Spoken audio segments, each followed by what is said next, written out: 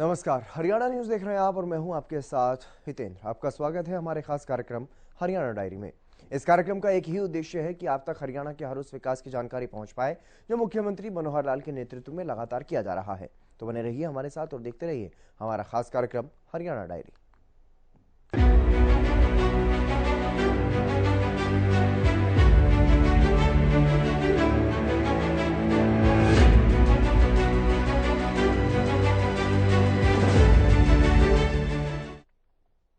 मनोहर सरकार में सभी संत महापुरुषों का सम्मान किया जा रहा है। इसी कड़ी में करनाल में गुरु गोरक्षनाथ स्मृति दिवस मनाया गया और राज्य स्तरीय समारोह में मुख्यमंत्री मनोहर लाल भी शिरकत करने के लिए पहुंचे। इस दौरान सीएम मनोहर लाल ने गुरु गोरक्षनाथ के नाम पर कई बड़ी घोषणाएं भी की हैं। एक रिपोर्ट आप देखिए।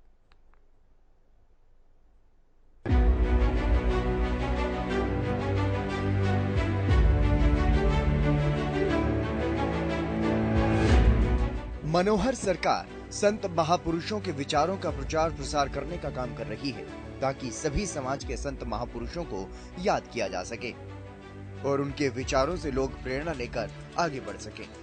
इसके लिए मनोहर सरकार ने संत महापुरुष सम्मान एवं विचार प्रसार योजना भी बनाई, जिसके तहत प्रदेश में सभी संत महापुरुषों की याद में राज्य सरकार कार्यक्रमों का आयोजन करती है और उनकी याद में कई घोषणाएं भी की जाती हैं। इसी कड़ी में करनाल में संत गुरु गोरक्षनाथ की स्मृति में एक कार्यक्रम का आयोजन किया गया, जिसमें मुख्यमंत्री मनोहर लाल भी शामिल हुए। ठीक कहा स्वामी जी ने, सर्वे भवन्तु सुखिना सर्वे सन्तु निरामया। अब ये बोध वाक्य आज का नहीं है। हमारे संतों की इतनी प्राचीन परंपरा बहुत आदिकाल से हमेशा समाज के सुख की कामना ये की गई है।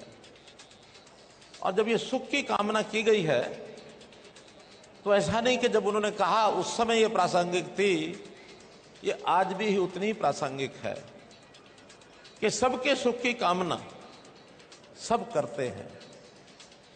तभी वो भगवत प्राणी हैं। प्रभु के प्राणी तभी हैं जब प्रभु की संतान सब मानवों के लिए मन में एक अच्छा सद्विचार हो।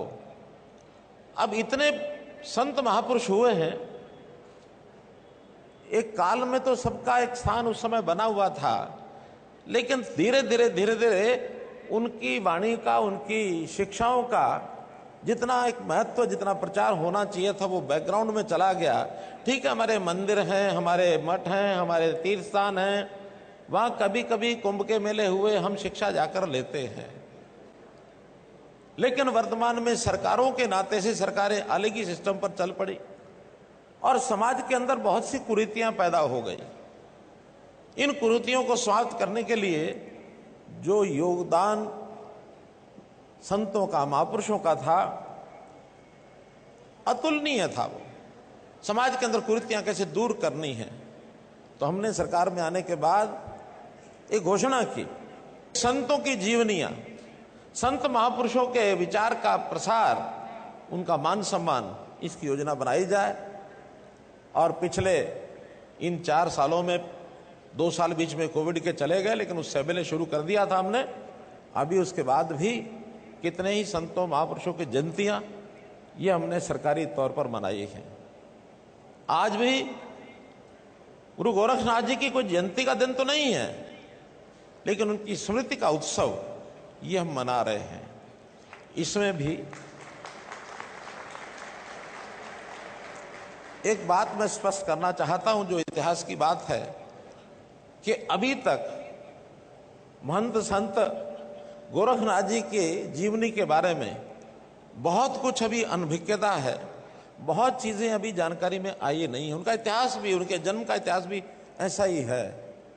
लेकिन अब समाज को बैठ करके तय करना चाहिए कि वर्ष में कोई एक दिन उनका स्मृति दिवस, उनका प्रकाशोत्सव, उनकी जयंती का दिन ऐसा कोई मनाना चाहिए। तो पिछले दिनों में योगी जी से मेरी बात हुई, योगी आदित्यनाथ जी, मुख्यमंत्री उत्तर प्रदेश। मैंने कहा मेरे सामने ये विषय आया, हमें बताइए कौन सा दिन मनाना है। उन्होंने कहा कि हम मई के शायद 19-20 तारीख को समाज के लोगों की एक मीटिंग कर रहे हैं। उस दिन संभवतः सब विद्वान जो हैं उनकी जानकारी के आधार पर उसको तय करने में सक्षम होंगे। शायद 19-20 मई है, ऐसा मुझे लगता है। 19 मई सबको पता है। इसी में से ये तो तय हुआ कि आज हम ये कार्यक्रम करेंगे। कुछ बंधुओं ने कहा कि 5 मई को उनका जो है जन्मदिन प्रगटोत्सव ऐसा मनाते हैं, तो आज 5 मई को मनाइए। मेरे मन में एक विचार आया, अच्छा होता कि 5 मई होता, क्योंकि 5 मई को किसी और एक व्यक्ति का जन्मदिन भी आ रहा है। अगर वही होता तो मुझे आनंद होता।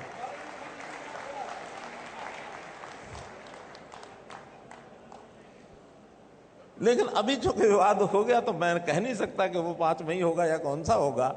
लेकिन उस उपलक्ष्य में 4 मई को आज हम उनका एक स्मृति उत्सव ये मना रहे हैं। इस अवसर पर मैं आप सभी को, समाज के नेताओं को, संतों को, सबको अपनी ओर से बहुत बहुत बधाई, बहुत बहुत शुभकामना देता हूं।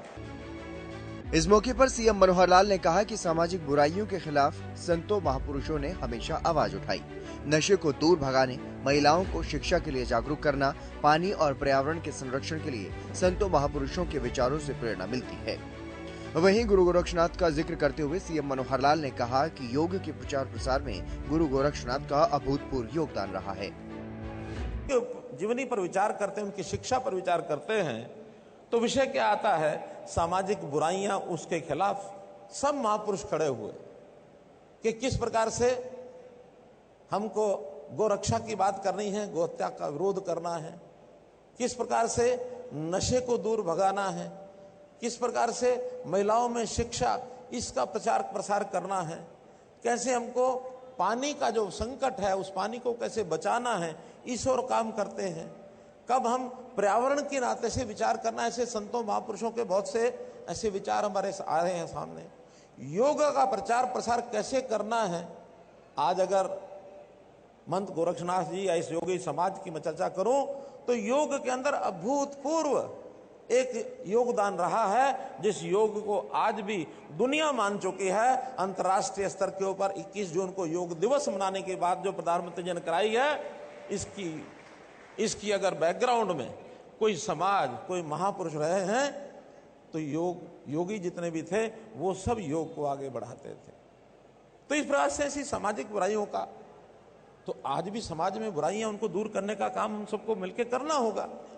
गरीबी के साथ लड़ाई लड़ना, लोगों को उनके पैरों पर खड़ा करना, वास्तव में ये रचनात्मक काम है जिसके ऊपर हमको विचार करना है।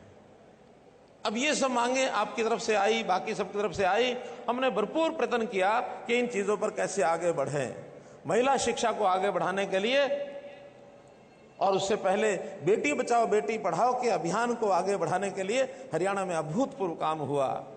जो बेटियां गर्भ में मार दी जाती थी, जो जेंडर रेशो 2014 में जब शुरू किया, उस समय 851 की जेंडर रेशो थी, आज हरियाणा की जेंडर रेशो बंधुओं 923 हो गए। 923 2000 जन्म के पीछे 72 बेटियां जो गर्भ में मार दी जाती थी, आज वो बचती हैं। बेटी हमारा धन है। बेटी समाज के अंदर, समाज को आगे बढ़ाने के लिए ये एक प्रकार का, यानी हमारी परंपराएं हैं, ये कैसे बचाना है। बेटी की शिक्षा, 72 कॉलेज हमने खोले, जिसके अंदर 42 कॉलेज केवल महिलाओं के और बाकी 30 कॉलेज जो हैं उसको हमने एजुकेशन यानी को एजुकेट, जो लड़के लड़कियों दोनों का ऐसे कॉलेज हमने खोले। शिक्षा को आगे बढ़ाने का काम हम कर रहे हैं। मित्रों, गरीब की सहायता कैसे की जाए, पहचान कर रहे हैं हम कि कौन गरीब रह गया, उसकी सहायता में उनका पहले डाटा इकट्ठा किया परिवार पहचान पत्र में, उनकी आय कितनी है। बीपीएल इस नाते से पहले 1,20,000 की आय को बीपीएल माना जाता था। हमने कहा कि नहीं, इसको बढ़ाना चाहिए। हरियाणा में 1,80,000 किया, 1,80,000 किया ताकि गरीबों की सहायता की जा सके। उनके राशन कार्ड बनाए, आयुष्मान कार्ड बनाए।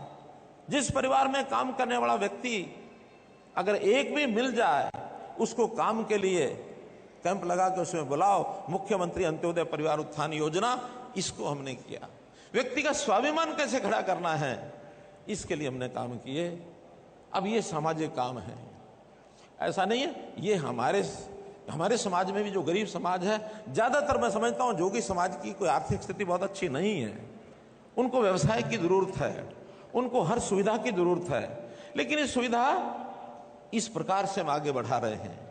एक दूसरा प्रकार होता है जो राजनीतिक प्रकार है कि समाज को जातियों में बांट के रखो, जातियों के नाते उनकी डिमांड को पूरा करो और उसके बदले में जातियों से सौदेबाजी करो कि आप मेरा काम करो, हम आपको वोट देंगे, वोट के बदले में काम। ये सौदेबाजी ये गलत परंपरा है, इस परंपरा को हमको तोड़ना चाहिए।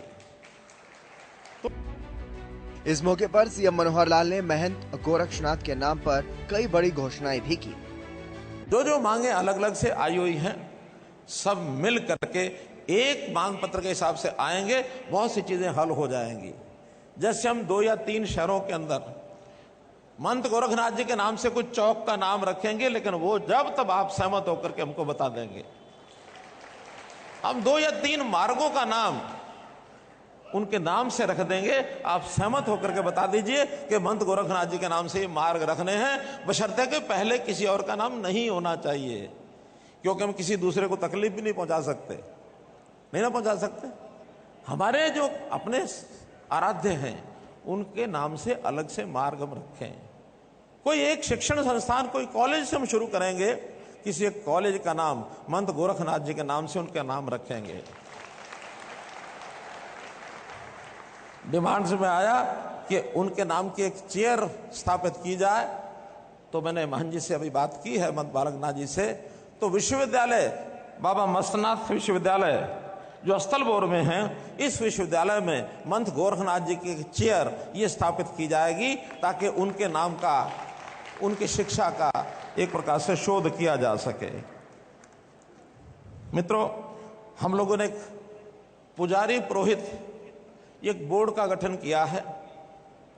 अब मेरा एक विचार जो आज डिमांड में भी रखा हुआ है, अलग अलग बोर्ड की बजाय पुजारी पुरोहित में जो हमारे नाथ संप्रदाय के नाथ सज्जन हैं, जो पूजा का काम करते हैं, उन गुरुद्वाराओं की परंपरा में है, हम नाथ संप्रदाय के उन लोगों को भी उस पुजारी पुरोहित बोर्ड के अंदर शामिल करते हैं। ये भी एक घोषणा आपको बताई जाती है। आपकी जो धर्मशालाएं हैं, मुझे मालूम नहीं कितनी हैं, सबसे पहले अगर आप नाथ संप्रदाय की या योगी समाज की जो भी धर्मशालाएं हैं, वो सब अगर आप हमको सूची दे देंगे, तो यथा योग्य सबको उनके साइज के या उनकी आवश्यकता के हिसाब से योगदान जो है वो भी उसमें अनुदान दिया जाएगा। इस प्रकार की घोषणा भी हम करते हैं।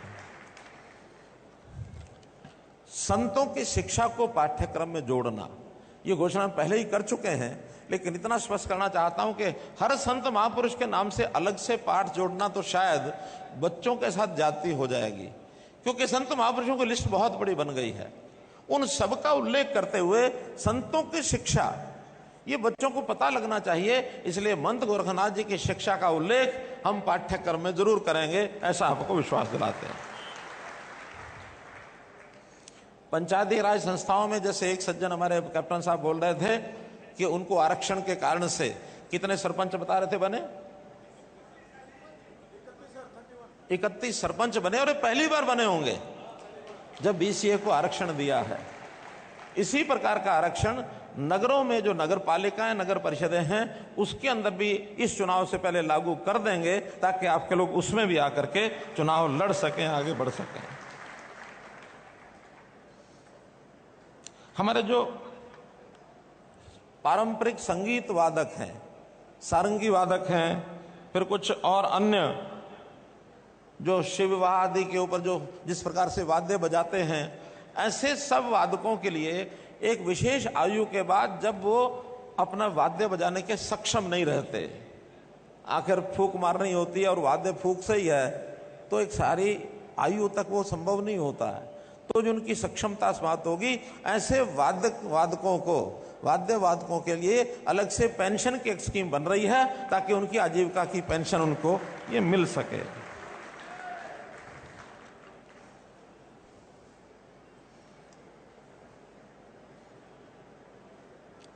एक मेरा ऐसा भी विचार है कि देखिए, समाज में एक परंपरा भिक्षा मांगने की है, और जहां तक मेरी जानकारी है, योगी समाज में बहुत ऐसे लोग हैं जो भिक्षा मांग करके अपना काम करते हैं। कुछ पारंपरिक चला आ रहा है।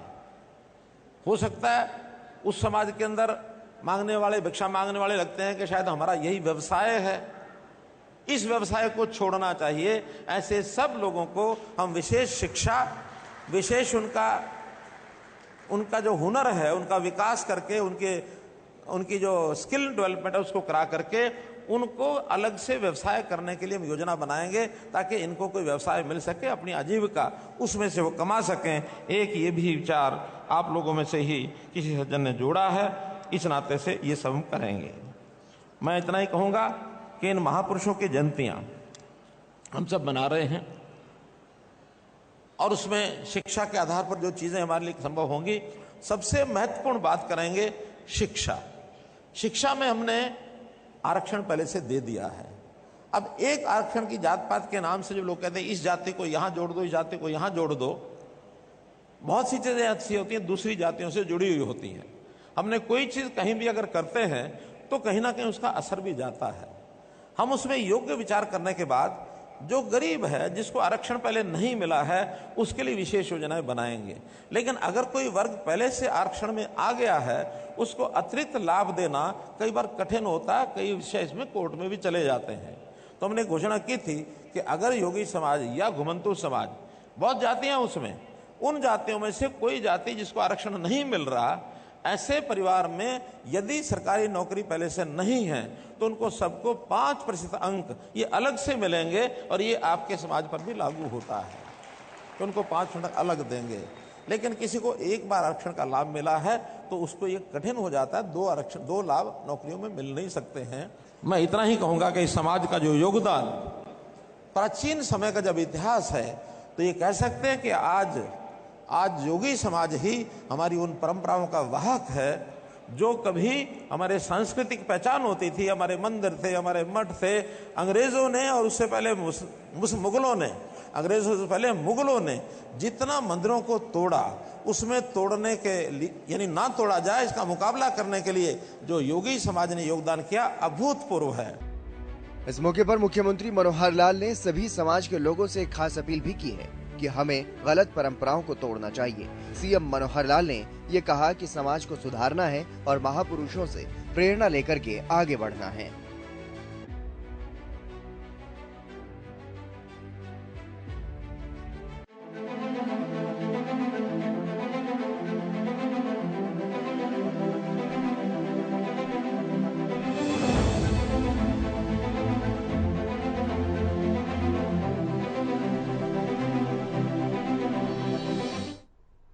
मुख्यमंत्री मनोहर लाल का उद्देश्य अंतिम परिवारों का उदय करना और गरीब परिवारों का उत्थान करना है और लगातार इसके लिए काम भी किया जा रहा है। अंत्योदय परिवार उत्थान योजना के तहत पलवल में 2 दिवसीय अंत्योदय मेले का आयोजन किया गया। एक रिपोर्ट आप देखिए।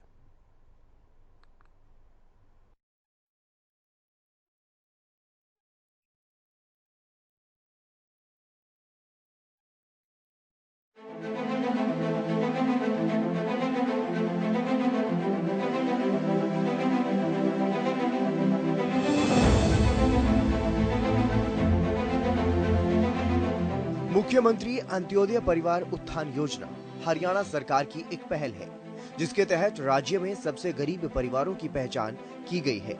इस योजना के तहत कौशल विकास, स्वरोजगार और रोजगार सृजन के उपायों को अपनाया जा रहा है, ताकि अंत्योदय परिवारों की न्यूनतम वार्षिक आय 1,80,000 रुपए तक प्रति वर्ष बढ़ाई जा सके। मुख्यमंत्री मनोहर लाल भी कई बार अपने अंत्योदय के संकल्प को दोहरा चुके हैं और लगातार अंतिम व्यक्ति के उदय के लिए मनोहर सरकार काम भी कर रही है। शासन की बात है, अधिकांश राज्यों में इस समय भारतीय जनता पार्टी का शासन है, केंद्र में भारतीय जनता पार्टी का शासन है। आदरणीय नरेंद्र मोदी इस समय देश के प्रधानमंत्री हैं और जैसा बताया कि एक शुचिता के रूप में, यानी राष्ट्रभक्ति का भाव लेकर के हम लोग अपने इस यात्रा को शुरू किए हुए हैं। यह न परिवारवाद है, न किसी प्रकार का कोई व्यक्तिगत एजेंडा होता है। सत्ता को सेवा का माध्यम बना करके और हम लोग काम कर रहे हैं, चाहे वो केंद्र की सरकार मोदी जी के नेतृत्व में है या जितनी हमारी प्रदेशों में और सरकारें हैं, सब एक ही एजेंडा, अंत्योदय। अंत्योदय अंतिम का उदय होना चाहिए। इसमें गरीब है, महिला है, अनुसूचित जाति है, बैकवर्ड क्लास लोग हैं, जो किसी भी कारण से मुख्य यात्रा में चलने से पिछड़ जाते हैं, प्राकृतिक कारण होते हैं, पारिवारिक कारण होते हैं, कुछ अकस्मात कारण बन जाते हैं, तो ऐसे और कई बार तो जो शासन करता रहते हैं वो उनके साथ भेदभाव भी करते रहे। तो ऐसे सब चीजों को, भेदभाव को खत्म करने के लिए, उन लोगों को मुख्य धारा में लाने के लिए हम लोग काम कर रहे हैं। इसी योजना के तहत पलवल जिले में हॉडल के राजकीय वरिष्ठ माध्यमिक विद्यालय परिसर में चौथे चरण के अंत्योदय मेले का आयोजन किया गया। 2 दिवसीय अंत्योदय मेले में जिला प्रशासन से संबंधित विभागों द्वारा स्टॉल लगाकर सरकार द्वारा चलाई जा रही योजनाओं के बारे में विस्तार पूर्वक जानकारी दी गई और लाभार्थियों से योजनाओं का लाभ उठाने की अपील की गई। जिला अतिरिक्त उपायुक्त डॉक्टर आनंद शर्मा ने बताया कि हॉडल के राजकीय सीनियर सेकेंडरी स्कूल में सरकार द्वारा चलाई जा रही जन कल्याणकारी योजनाओं से समाज का अंतिम व्यक्ति भी लाभान्वित हो, इसी प्राथमिकता के आधार पर प्रदेश सरकार ने विभिन्न योजनाएं, परियोजनाएं व नीतियां लागू की हैं। सरकार ने इसी क्रम में ऐसे परिवार जिनकी वार्षिक आमदनी 1,80,000 रुपए से कम है, उनके आर्थिक स्तर को मजबूत करने के उद्देश्य से मुख्यमंत्री हरियाणा मनोहर लाल ने अंत्योदय परिवार उत्थान योजना की शुरुआत की, जिसके अंतर्गत जिले में चौथे चरण के अंत्योदय मेलों का शुभारंभ हुआ। पहला मेला हॉडल के पुन्हाना चौक पर स्थित राजकीय मॉडल संस्कृति वरिष्ठ माध्यमिक विद्यालय के प्रांगण में लगाया गया।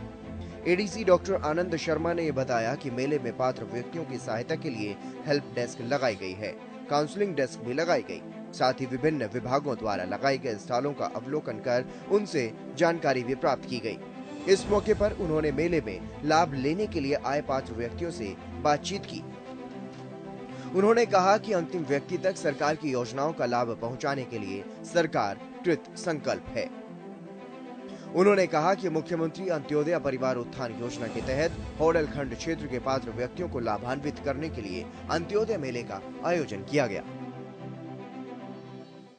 तारीख तक अलग अलग डेटों पे अलग अलग ब्लॉक्स में लगाए। तो सर ये मेले से इनसे क्या लाभ होगा जनता को? मेरे से 18 विभागों की विभिन्न स्कीम है, जिसमें लोन भी है, सब्सिडी है, ये सारी चीजें उनको दी जाएंगी और जो भी पात्रता होगी उसके हिसाब से उनको बेनिफिट। तो सर ये मेले पहले भी लगे हैं, लेकिन लोगों का ये कहना होता है कि इनसे कोई लाभ नहीं होता, क्योंकि फिर भी वो कार्यालय के चक्कर काटते रहते हैं। नहीं, ऐसा नहीं है। इसमें पहले जो मेले लगे उसमें भी काफी लाभार्थियों ने इसका बेनिफिट उठाया। इसमें भी हमारा मेन एम यही है कि उनको चक्कर ना लगाना पड़े, यहीं पे मेले में इनकी एप्लीकेशन पे फैसला। तो सर मतलब कौन कौन से विभाग हैं कि मतलब और क्या क्या चीज इसके अंदर दी गई? 18 विभाग है इसके अंदर, उनकी विभिन्न स्कीमें हैं, चाहे वो पशुपालन की हो, ग्रामीण विकास की हो, और आपकी महिला विकास निगम की स्कीम है, CSC की स्कीम है। तो ऐसे 18 विभाग। तो सर मतलब जिस तरह से पहले जो ये क्या नाम है फैमिली आईडी है, उसके लिए काफी लोगों को दिक्कतों का सामना करना पड़ रहा है, और पहले भी सर नंगर पर आईडी का भी हमने कैंप लगाए थे, जिसको कोई भी दिक्कत है वो ADC ऑफिस में आके कभी भी मिल सकता है। इस मौके पर जिला अतिरिक्त उपायुक्त डॉक्टर आनंद शर्मा ने सभी पात्र परिवारों से आह्वान किया कि वो मेले में आते समय अपने साथ परिवार पहचान पत्र, बैंक पासबुक, आधार कार्ड, पैन कार्ड, जाति प्रमाण पत्र, अगर अल्पसंख्यक समाज से हैं तो अल्पसंख्यक प्रमाण पत्र, 2 पासपोर्ट साइज के फोटो अवश्य लाएं, ताकि योजना का लाभ देने के लिए दस्तावेजों की जरूरी कार्यवाही अमल में लाई जा सके। वहीं एसडीएम रणवीर सिंह ने यह बताया कि अंत्योदय मेले में लीड बैंक, जिला रेड क्रॉस सोसाइटी, मत्स्य विभाग, रोजगार विभाग, NIC, हरियाणा पिछड़ा वर्ग कल्याण निगम, हरियाणा महिला विकास निगम, पशु एवं डेयरी विभाग, MSME, Haryana Agro Industries Corporation, Digital India Common Service Centre, SBI Bank, Canara Bank, Sarva Haryana Gramin Bank, Bank of Baroda, Union Bank के अधिकारियों ने स्टॉलों पर मौजूद रहकर मेले में योजना का लाभ उठाने आए पात्र परिवारों को अपने अपने विभाग, बैंक द्वारा प्रदान की जा रही योजनाओं, अनुदान व ऋण की संपूर्ण जानकारी विस्तार पूर्वक प्रदान की। सरकार द्वारा आयोजित ये मुख्यमंत्री अंत्योदय परिवार उत्थान योजना के तहत ये मेले लगाए जा रहे हैं। इसके अंदर 18 डिपार्टमेंट की विभिन्न स्कीमों के बारे में लाभार्थियों को बुलाया गया है, और आज ब्लॉक हॉडल के लाभार्थी अप्रोक्सीमेट 296 जो है वो बुलाए गए थे, मैसेजिंग कर दिया गया था। उनमें से अब तक अप्रोक्सीमेट 135-40 लोग जो है वो आ चुके हैं। तो सर इसमें किस तरह से फायदा हो रहा है लोगों को? इसमें विभिन्न विभागों की स्कीम है। जो बंदा ऑप्ट करता है, काउंसलिंग डेस्क पे जो हमारे बंदे बैठे हैं वो उनको समझाते हैं, बताते हैं कि आपके लिए ये स्कीम बेनिफिशियल रहेगी, तो उनमें से कुछ स्कीम वो ऑप्ट कर लेते हैं और उन्हीं स्कीम के तहत उनको जोड़ दिया जाता है और लोन के लिए तैयार।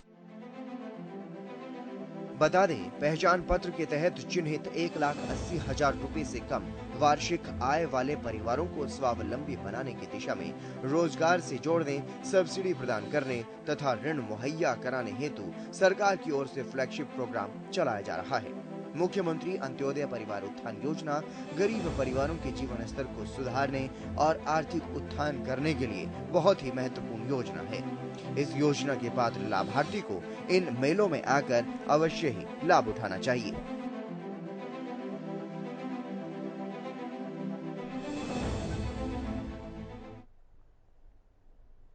चलिए, हरियाणा डायरी में आज के लिए बस इतना ही। आप देखते रहिए हरियाणा न्यूज।